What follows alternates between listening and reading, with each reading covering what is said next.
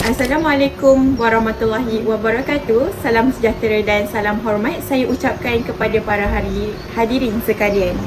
Syukur Alhamdulillah kerana dengan izin Allah Subhanahu Taala kita dapat bersama dalam forum ilmiah ini yang bertemakan penghayatan akidah, ibadah dan akhlak melalui sunnah Rasulullah Sallallahu Alaihi Wasallam. Hadirin yang saya hormati sekalian, kita sedia maklum bahawa Rasulullah Sallallahu Alaihi Wasallam adalah insan teladan yang terbaik bagi umat manusia di muka bumi ini. Seperti firman Allah dalam surah Al-Ahzab ayat 21. A'udzu billahi minasyaitonir rajim. Laqad kana lakum fi Rasulillahi uswatun hasanah. Artinya, sesungguhnya telah ada pada diri Rasulullah itu contoh teladan yang baik bagi kamu. Justeru, forum ini akan membincangkan bagaimana sunnah Rasulullah Sallallahu Alaihi Wasallam dapat kita hayati khususnya dalam membentuk akidah, ibadah dan akhlak sebagai seorang guru. Bersama saya hari ini adalah dua panel jemputan. Sila perkenalkan diri panel pertama. Hai, nama saya Nur Ahmad binti Fauzi. Dan panel kedua. Nama saya Niafana Syada binti Rozai. Jadi, panel pertama akan menghuraikan aspek akidah dan akhlak, manakala panel kedua akan mengupas tentang ibadah serta aplikasinya dalam profesi perguruan. Baiklah, kita teruskan dengan soalan pertama untuk panel pertama. Baiklah Cik Humaira, bagaimanakah penghayatan akidah Rasulullah Sallallahu Alaihi Wasallam menjadi asas penting dalam kehidupan seorang guru? Terima kasih Tuan Pengacara. Hadirin sekalian, akidah merupakan tunjang utama kehidupan seorang Muslim. Rasulullah SAW berada di menghabiskan 13 tahun di Mekah hanya menekankan tauhid sebelum syarat ibadah difardukan. Ini menunjukkan akidah adalah asas segala-galanya. Bagi guru, akidah yang mantap akan melahirkan keikhlasan dalam mendidik. Rasulullah SAW bersabda, sesungguhnya setiap amalan itu bergantung pada niat. Riwayat Bukhari dan Muslim. Guru yang ikhlas kerana Allah akan mendidik bukan untuk gaji atau pangkat, tetapi kerana ia amanah Allah. Kedua, kekuatan menghadapi cabaran. Guru berdepan murid pelbagai ragam, tekanan kerja, ibu bapa yang menuntut. Guru berakidah kukuh yang yakin semua ujian adalah qada dan qadar.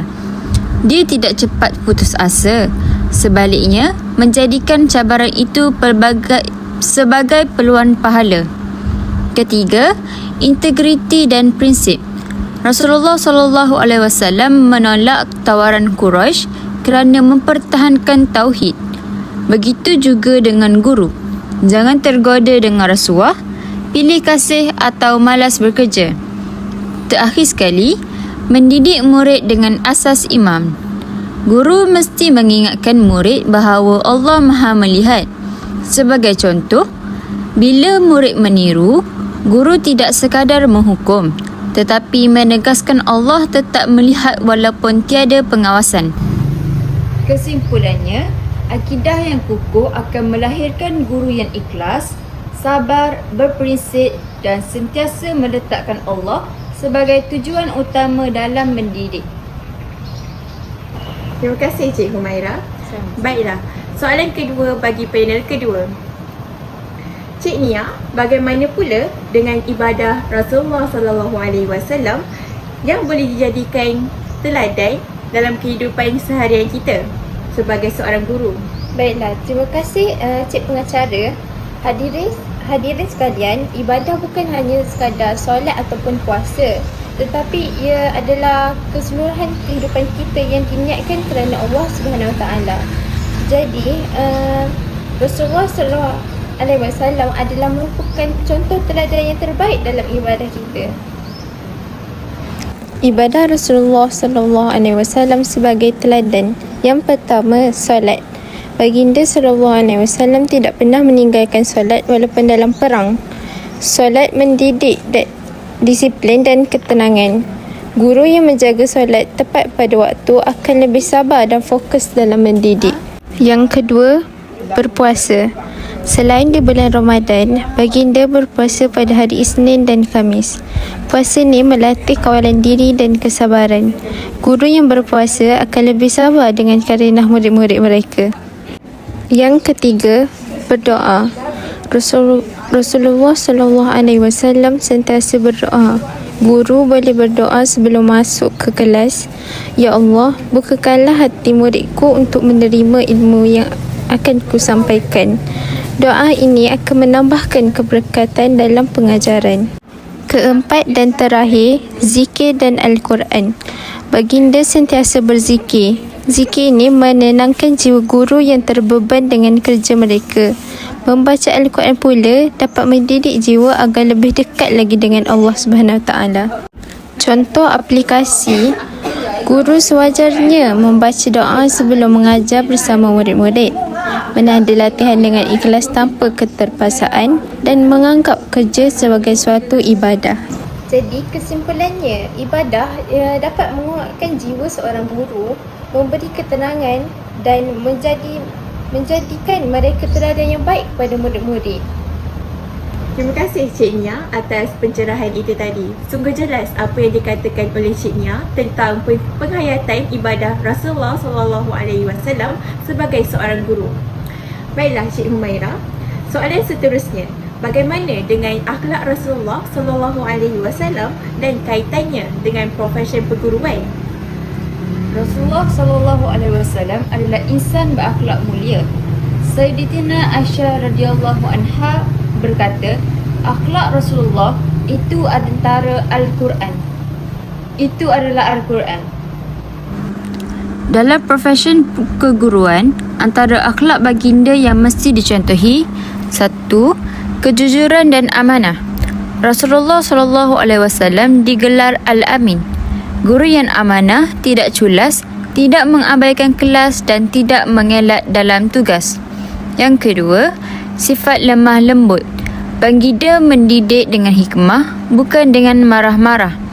Oleh itu, guru juga perlu menegur dengan kasih sayang agar murid tidak terasa hina. Yang ketiga, kesabaran. Rasulullah SAW sabar dengan penentangan Quraisy. Guru mesti sabar dengan karenah murid nakal. Kadang-kadang, murid nakal kerana mahukan perhatian lebih daripada kita. Terakhir sekali, adil.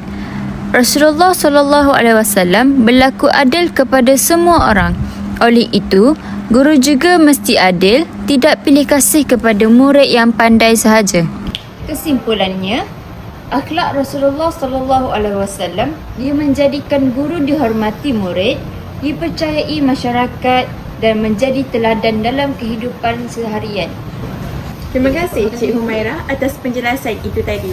Saya menyokong tentang setiap perkataan yang disebutkan oleh Cik Humaira mengenai penghayatan akhlak Rasulullah SAW dalam kehidupan seorang guru. Baiklah, soalan yang seterusnya bagi Cik Nia, bagaimana kita boleh mengaplikasikan akidah, ibadah dan akhlak Rasulullah SAW dalam kehidupan guru pada hari ini? Baiklah, guru adalah golongan yang mulia yang disebut dalam suatu hadis yang berbunyi, khairukum man ta'allama Qur'ana wa 'allamah. Dengan artinya, sebaik-baik kamu adalah orang yang mempelajari Al-Quran dan mengajarnya. Hadis riwayat Al-Bukhari. Aplikasi dalam kehidupan guru. Dalam akidah, guru mestilah yakin bahawa mengajar merupakan ibadah dan amanah daripada Allah SWT. Dalam ibadah, guru perlulah menjadikan kerja hariannya sebagai satu ibadah, iaitu mengajar, menanda kertas dan membimbing murid-murid. Dalam akhlak pula, guru mestilah sabar, ikhlas, jujur dan penuh kasih sayang terhadap murid-murid mereka sebagaimana akhlak Rasulullah SAW. Contoh realiti guru sunnah Rasulullah SAW. Yang pertama, sebelum masuk ke kelas, guru memulakan pembelajarannya dengan membaca doa. Yang kedua, di dalam kelas, guru mestilah bercakap dengan murid secara lemah lembut. Yang ketiga, Bila murid gagal, guru tidak boleh menghina tetapi perlulah memberi semangat kepada mereka. Dan yang terakhir, bila ada murid yang cemerlang, guru tidak boleh pilih kasih tetapi memberi perhatian kepada mereka secara adil. Okey, kesimpulannya, guru yang menghayati sunnah Rasulullah ini bukan sekadar menyampaikan ilmu tetapi juga membentuk murid menjadi insan yang beriman, berakhlak dan berguna untuk masyarakat. Terima kasih kepada kedua-dua panel atas perkongsian yang penuh bermanfaat sebentar tadi. Sekarang kita sudah sampai ke penghujung rancangan.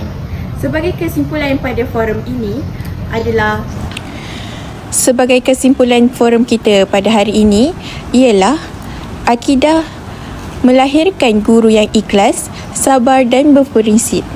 Guru mempraktikkan sifat ikhlas dan sabar dalam kehidupan seharian kita. Yang kedua, ibadah. Ibadah memberi kekuatan rohani, disiplin dan keberkatan. Jiwa menjadi tenang dan memperoleh keberkatan daripada Allah SWT. Akhir sekali, akhlak Rasulullah sallallahu alaihi wasallam adalah model terbaik yang mesti diteladani oleh seorang guru untuk melahirkan generasi yang cemerlang pada masa yang akan datang. Akhlak menjadi teladan murid dan masyarakat pada masa kini. Jika semua ini dihayati, guru akan menjadi bukan sahaja penyampai ilmu tetapi pembimbing jiwa yang melahirkan generasi Rabbani. Sekian sahaja forum kita pada hari ini. Semoga bermanfaat untuk kita semua pada suatu hari kelak. Wabillahi taufiq wa hidayah. Wassalamualaikum warahmatullahi wabarakatuh.